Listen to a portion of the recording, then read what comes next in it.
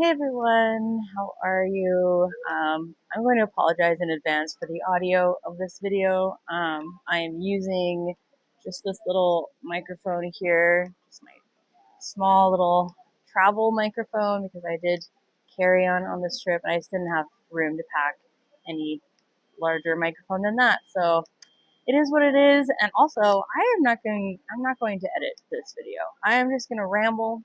I'm going to chit chat, and it is what it is because I don't have the capacity right now to edit anything. So this will hopefully feel a bit more like a stream, like we're just hanging out. Hopefully the audio, yeah, hopefully it's working. I don't know. I did write down some things I wanted to chat with you about. First of all, how are you doing? I hope you're doing well. If you went to Gen Con, I hope that you've had time to relax and recover and rest. If you didn't go to Gen Con, I hope you didn't feel too much FOMO, like fear of missing out. And yeah, I just hope you're doing well. So I am feeling like a little bit like I'm feeling the come down pretty hard after Gen Con. So Gen Con was one of the highest highs of my life. I won an award at the Dice Tower Awards for my party game Blob Party, and I saw the premiere of one of my other games called Chronicles of Light, and I just met so many people. I saw quite a few friends, and it was just one of the highlights of my entire life. And to then just all of a sudden go like to be completely on your own after that and just for it to just stop and it just ends so abruptly and then you have to just kind of try to go back to your regular life. I'm finding it a bit jarring. Um, I also made the decision to go to the amusement park Cedar Point immediately after Gen Con. And so I have not had a break from crowds and I'm finding that difficult as well. So just being around so many people and so much just constant noise, and then just continuing right into that at an amusement park was not the best plan. I will say that. If I go to Gen Con again, I will plan absolutely nothing for at least 2 days after Gen Con. I'll put an out of office on my email, do not disturb on my phone, and just like chill either at my apartment or in a hotel wherever I am and not do anything. So going right into another sort of busy week. I mean, it's been fun, obviously. Like, I'm super stoked to be at an amusement park and going on roller coasters and stuff. But yeah, I need, just for me personally, I have learned I need a break from people and crowds after Gen Con. But, with that said, like I said, it is very jarring to go from being surrounded by all these people to just being completely by yourself. So I don't know, if I were to do that, maybe I would also still feel kind of weird and kind of sad and like, I don't know. I don't know what the solution is, but I know going to an amusement park directly after Gen Con, not the best plan for me. Anyway, I have been enjoying Cedar Point in general. I'll just say that oh goodness, it's just people on loudspeakers just out of nowhere screaming about things. Oh my goodness, I think it's just a bit the overstimulation is getting to me just a little bit. I did find this lovely spot here at Cedar Point. So if you come here, try to find this little spot. It's called Shady. Oh my god. I don't know if you can hear this lady, but she is screaming into a loudspeaker. Holy moly. And there's a train that's about to go by. A train is going by. And it is honking its horn or whatever is chewing. It is chewing going by. So bear with me. There it is. You see it? I went on that train a couple days ago. It was cool. It was very cool. Okay, I think it's chilled out now. I don't even know what I was saying. I don't even know what I was saying. All right, we're just gonna cruise along because I've already been rambling for 5 minutes. Speaking of rambling, I was really hoping that I was talking about where I'm sitting. I'm sitting in Shady Hollow. So if you're at Cedar Point, there's a small little area with lovely swing benches. It is next to this lady on the loudspeaker though, so just bear that in mind. But in general, it is very quiet. They're not pumping music through any speakers. It is somewhat shaded, and then there's really nice swings to swing on. Anyway, um, so yeah, rambling. Speaking of rambling, I was hoping to see Board Game Ramblings. I think they're super cool. Check out their YouTube channel if you haven't. They do reviews that I think they're just really funny. They're a couple, I think it's Johannes and Suvina. Hopefully I'm saying their names right. If I'm not, I'm sure many people will let me know. I am still getting many comments on how poorly I pronounced Spiel des Jahres in my Meeple video. Anyway, so yeah, I just wanted to talk about sort of, you know, coming down off of Gen Con and just feeling a bit weird. So if anyone else is feeling like that, let me know. Anyway, so let's talk about the highlights of Gen Con. I just want to say thank you to everyone who stopped to say hello to me. That was just so cool. I have to tell you, I went to Gen Con for my very first time 8 years ago. I think it was 8 years ago, I believe. And I didn't know anybody. I knew maybe one or two people. And I just felt very lost and very confused, very, very overwhelmed. And this was just so different from that experience. I knew a lot more people, and people were coming up to me to say hi. I, I just like 8 years ago, I couldn't even imagine that happening. So it was just really, really cool that so many of you stopped to say hello. And yeah, that was just awesome. And I did not have any time really to walk around and say hi to any people on my own. So thanks to everyone who came to the Ravensburger booth to say hi. That was really, really nice. And then I just randomly bumped into quite a few people, which is awesome. That's, it's tough to do at an event that has 70,000 plus people there. I saw my friend Quinn. I saw my friend Nadine, Kathleen, like so many random run-ins. So, and Danielle, like, yeah, quite a few. So that was really nice. Um, I taught my game Chronicles of Light to so many people. That was so awesome. And a lot of Disney fans. And I think, the Disney theme brought them in.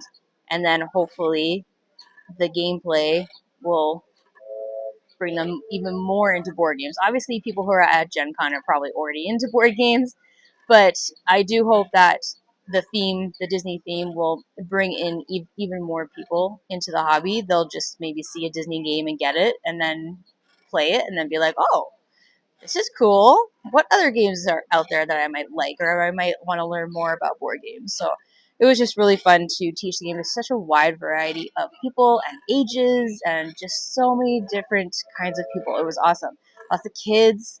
A bunch of kids came by the demo booth, and as young as I believe like 6, and it was just so much fun to teach the game to that young of an age, because we really wanted to make sure that the game was playable at age 8 and up.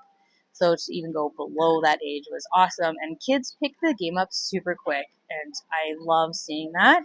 Just to kind of confirm that was just a triple confirm that was really great. A few things did come up during the demo, so I demoed the game for 8 hours every day, over and over and over and over, no breaks.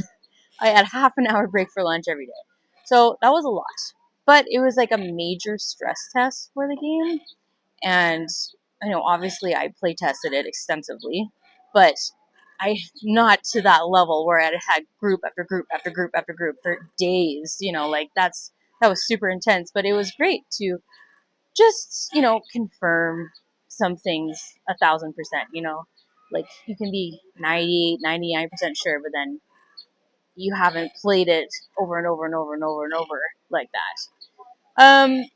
But yeah, so the replayability of the game, I felt like that was confirmed because I had the game set up the exact same way, and group after group would do completely different things. And I absolutely love seeing that. Like, I knew that about the game, but to see it in practice over and over and over um, was just really, really great. Some questions did come up a few times that I wasn't expecting. Quite a few people asked, so I would say, so in this game, there aren't any turns. Instead, you will decide as a group what 6 actions to take each round.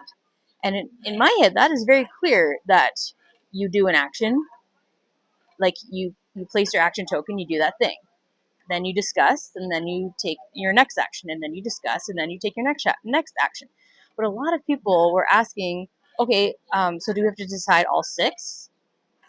Decide all 6 and then activate them? And I was like, oh no. But so many people ask that. Like, that's a completely different game. And so I had a bit of a spiraling moment where I was like, oh my goodness, is this confusing in the rulebook? And are people playing this completely wrong at home? I reread the rulebook and it says, I believe it says, action tokens are played when they're added to the action board. And to me, that is clear. I do wish it was more clear. I did post about this on BGG, and some people said that the example that we give of like a few turns really showed how the actions work. So I'm really glad that that is there. But that was a bit of a freak out moment. I mean, I'm having a few things come up of questions that people are asking, and I'm like, oh my goodness, that's not as clear as it should be in the rule book. But you know what? Not every game is going to have every single thing perfectly. It's not going to have every single question answered in the rule book. Like, that's just the reality of the situation. So I'm just basically keeping a list of all of the frequently asked questions, and I asked Ravensburger if we can have like a web page where we write out the FAQ, or I might just post it on BGG. But yeah, I'm just trying to remind myself that everyone has questions about rules in like every game. It's okay if there aren't. It's not everything is explicitly clear. There are a few things that I wish I had caught. I mean, I read that rule book so many times. And just so many things were just so obvious to me. They didn't even pop out as issues. I do wish that we had more, you know, random people read the rule book to make sure that everything was answered for like questions that came up. Anyway, but we were kind of just running out of time. We had to get the rule book done, and it is what it is. So anyway, that was like a little bit stressful just to see have people ask that question over and over. And I'm just really hoping it's how I was explaining it and that people are not playing it completely wrong based off the rule book. Oh boy. But I mean, in general, it was a major, like I said, it was a major, major stress test for the game, and it passed. So that's good. It's not there. No one broke it. There's no major issues. Obviously, we should have known that before it came out, but you never know. Like when you have people play something over and over and over and over and over, something might still happen that you couldn't predict or you didn't see in all the playtests that you did leading up to it. Anyway, let's move on. So, but I just wanted to say how cool it was to playtest that game and to see like the whole display set up in the Ravensburger booth was so cool. I posted photos on my Instagram if you want to see pictures, but I didn't know what Ravensburger was going to do, what the presence that the game would have. I really didn't have any information. So to see banners and displays and things like that of the game was so cool. But yes, one of the huge highlights of the con and just highlights of my life was winning Best Party Game at the Dice Tower Awards. So my game Blob Party was up for Best Party Game. And so last year I went to the Dice Tower Awards and I was sitting in literally the very, very, very back row. And this year I was sitting in the very, very, very front row. So that was just kind of a cool moment.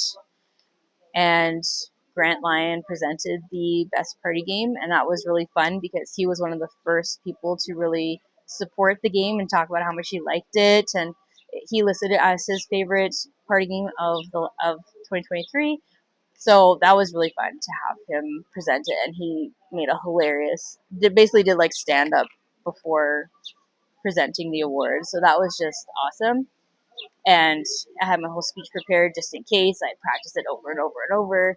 I did say quite a few times, but overall, like, it was fine, and I'm happy with it. And that was just a really cool, really, really, really cool moment to be up on stage and look out, and it's just like dark, but there's like 500 people watching you. That was so weird, but thankfully I'd practiced it enough that I was like, just read off the piece of paper, you'll be fine, and it was. So that was just so cool. And they do such a great job for that award ceremony. Like, if you haven't gone before, definitely go. If you go to Gen Con, it's so much fun. Like, they have like little sketches that they do that they recorded, and like the opening sequence, Eric Summer sang a song, and it was so funny. So they just do a fantastic job of the whole show. But there was no after party. As far as I know, there could have been, and maybe I didn't get an invite. Very possible. But sadly, no. I got my award, and then I just went back to my hotel room by myself. So, talking about those highs and sort of lows. Well, it wasn't a low. Like, my sister called me, and that was really nice. But it was just kind of like, you're on this high, and then all of a sudden you're just like by yourself, and like, well, I guess I'm just gonna go to sleep. And, like, having like a bit of a, party or celebration or something would have been cool. But you know what? I needed to go to sleep anyway, so it was fine. Um, but yeah, no after party. FYI. Oh yeah, I just wanted to talk about how I demoed for 8 hours a day. That was too much. Um, oh yeah, just talking about how people were asking if they had to select all 6 of their actions and then activate them. So that's like the programming mechanic or the action queue mechanic. I recently learned. I just always called it the programming. I just always call it the programming mechanic, but I guess it's more accurately called action queue. It's where you select a bunch of actions in a line and then you activate them. But yeah, no, that's a completely different game. That's not how it's played. Just looking at my notes. Oh yeah, 2 different people dressed up like Anna from Frozen play tested my game, which was super fun. I got pictures with both of them. That was really cute. Let's just let the train go by.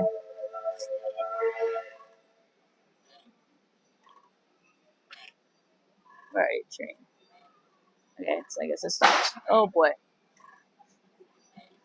You're just gonna go by. Wave to the train. Hey.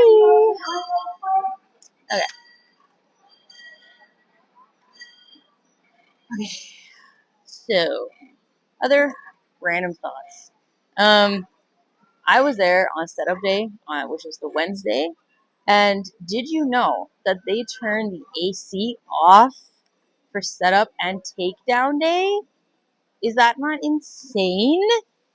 So I guess they're like, oh well, the doors open and shut so much, we don't want to have the AC on because we don't want to have the AC on because sorry, just the loudspeaker is just, oh my goodness. Yeah, we don't want to have the AC on because it's a waste of money. Yeah, got it. But my goodness, you can't at least give them fans? Holy moly! If anyone who works at Gen Con is watching this video, which I sincerely doubt, but if you are, you, you're not gonna have the AC on.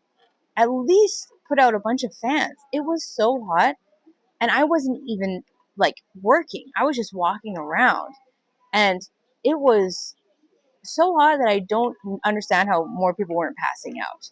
I'm pretty sure someone will pass out, and then they'll be like, "Okay, we'll put out some fans." Like, crazy.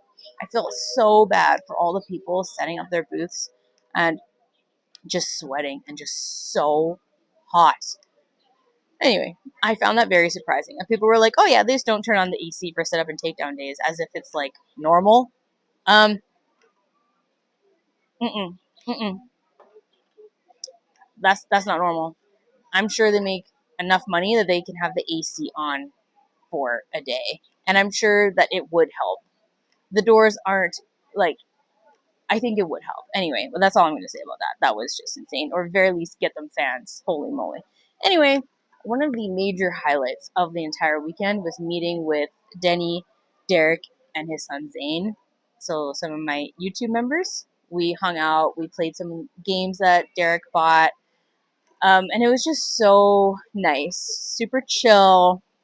It was great to meet Derek and Denny in person after, being internet friends for so long. It's just nice to meet people IRL. And yeah, it was really, really, really nice. I also met with my Board Game Besties, which is an online group that I started. And again, a bunch of online friends, internet friends, got to meet in person. So that was really nice. With that said, if you didn't go to Gen Con and you felt FOMO, you felt, maybe left out, you felt like you were missing out on things, just know even if you go to Gen Con, you'll still probably feel FOMO. At least I do. You'll still feel FOMO even when you're at Gen Con. There is going to be events that people are going to that you weren't invited to. There's going to be a bunch of things happening you haven't heard of, or you don't know what's going on, or you're trying to find people to hang out with, or just like there's just so much happening and so much going on that it's inevitable to feel like you're always missing out on something. So, um, yeah. Sorry, I just need to give my brain a break for a second. Just been rambling for 21 minutes.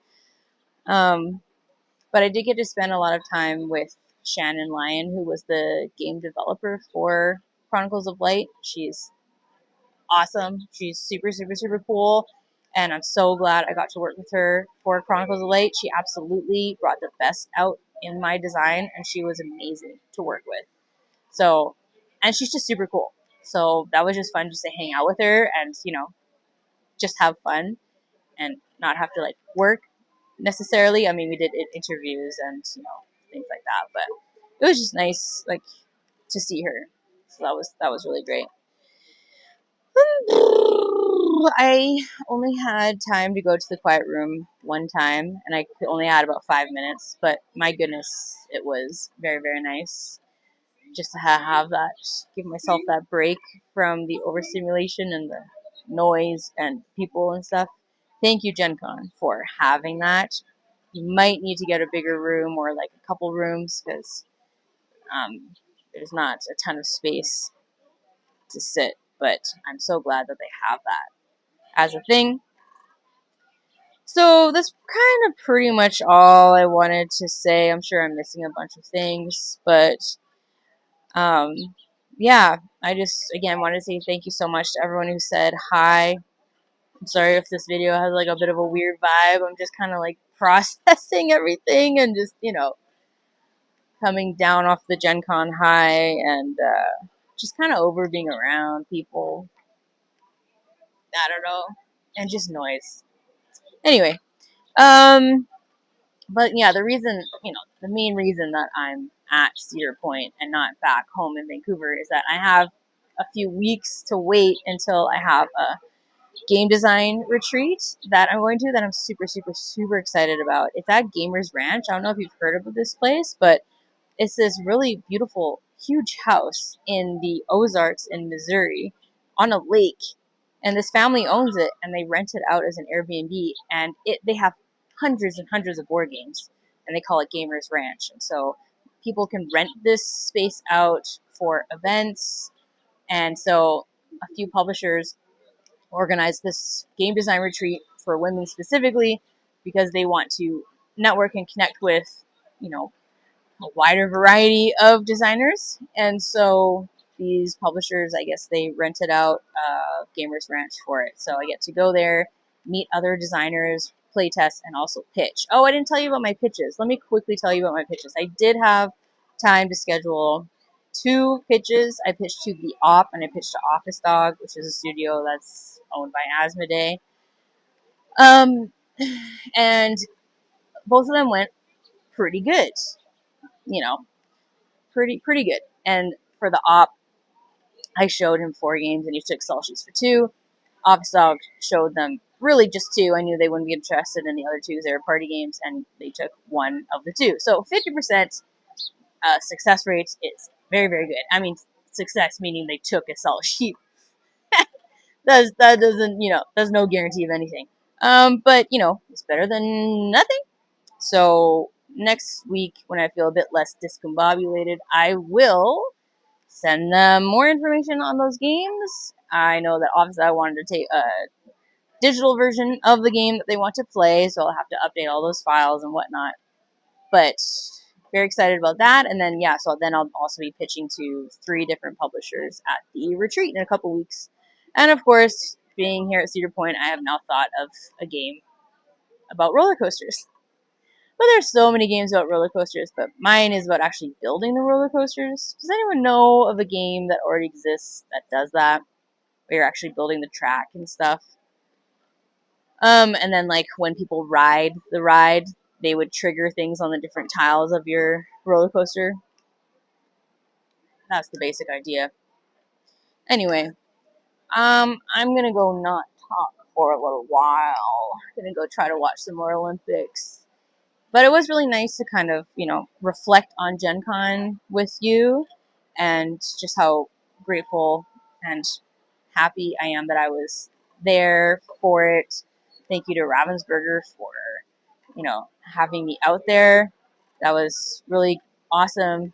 And thank you to all of you again for saying hi. I wish I could have met and said hi to more of you.